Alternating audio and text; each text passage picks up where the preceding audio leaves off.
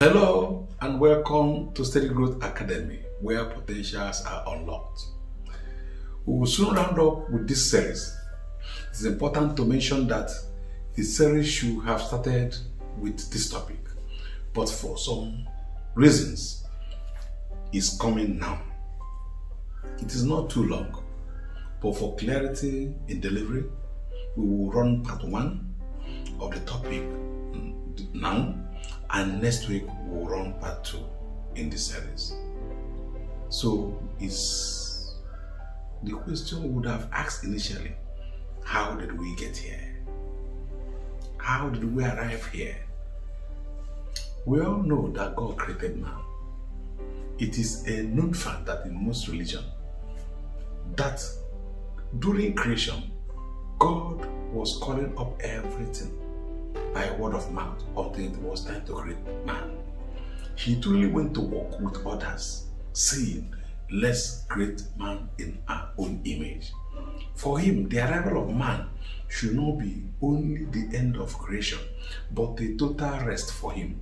Knowing his capabilities as God, anybody with same image should do same. He relinquished them capabilities to us. That is why he instructed and empowered man to continue in the creation. In Genesis 1:28, he blessed man and said unto them, be fruitful and multiply and replenish the earth, subdue the earth, have dominion over all things. He was short of saying no more creation. Rather, he said, go on to multiply. I give you the power. Fill the earth. I'm no more ready to do that. Do that while I look at how you're doing it. In Genesis 2:1, God saw that all his creation was good and rested in confidence that man understood the magnitude of the gift he's carrying and the responsibility bequeathed unto him. My Bishop Oyedepo will always say, God created man to give him rest. It is actually true. If all those we have had now are bestowed unto man with such latitude, why would God not want to rest? He has given us what he wants us to do. What a glorious gift. If one can imagine what God intended for us, it is clear that in the beginning it was not so. Everything was at beck and call of Adam and Eve. That was the original plan of God. Until man failed himself. His utterances or pronouncement against man became man's greatest undoing. Yet, God did not recreate man in a new status.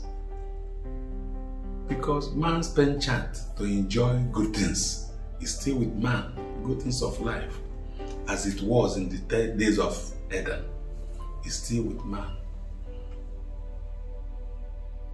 It didn't change till date, but we must pay the price.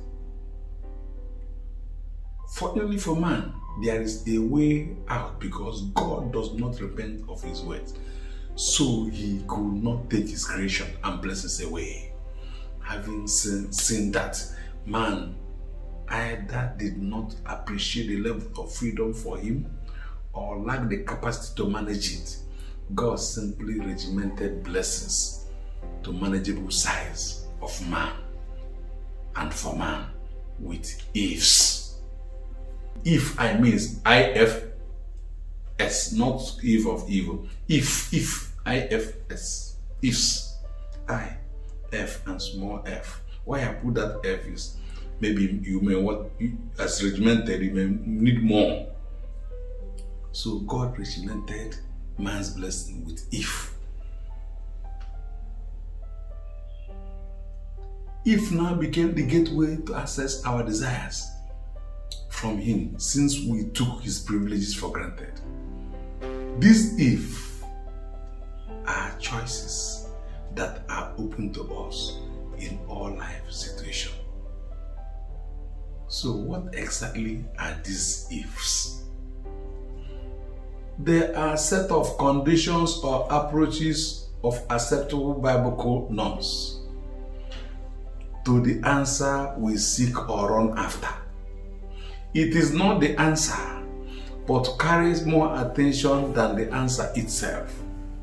It is the point that interrogates our seriousness for our quest or for our answer, because when one imbibes by it, answer will always be inevitable. Ifs gives the examiner an opportunity to appraise our familiarity, knowledge, or depth in subject matter. In my high school, mathematics exam problems, most of the time, one is opportunity to copy from a friend in the exam hall. And when people that understand mathematics are solving it, you will not know. You think that when you take answer, you've passed. You copy answer, they won't bother. At the end of the exam, the man makes good results. The copier fails. It means that all the marks are not allotted to just the answer. Every step to the eventual solution has its mark. In most cases, the answer even ends up with the list of the mark allotted. These steps, conditions, or approaches are considered rules, laws, principles with which answers are obtained.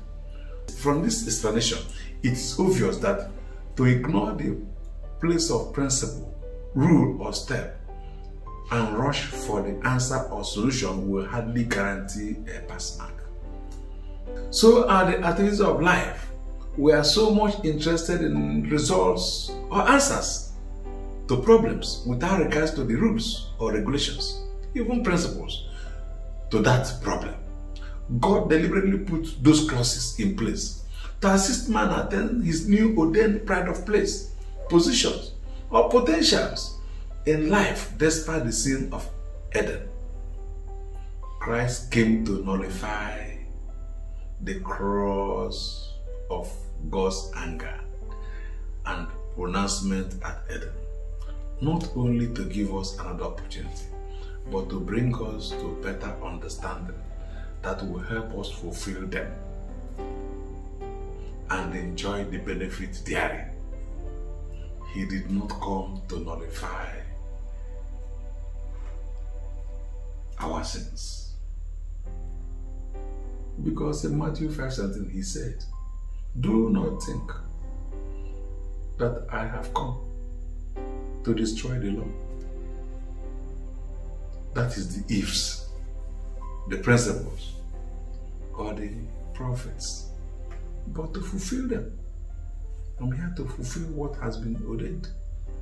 So if you work with the ifs, work with the conditions, why not? You get the answer. God will give us understanding. We will continue next week with the part 2, where we will round it up to better understanding of why we started the journey to unlocking potentials. See you next week. But before then, remember we have always pleaded that you subscribe to our YouTube channel and follow us in our social media platforms like Facebook, Instagram. So it may not be for you, but what about that young one round about you? You can use that to enhance his life, her life. See you. God bless you. Thank you.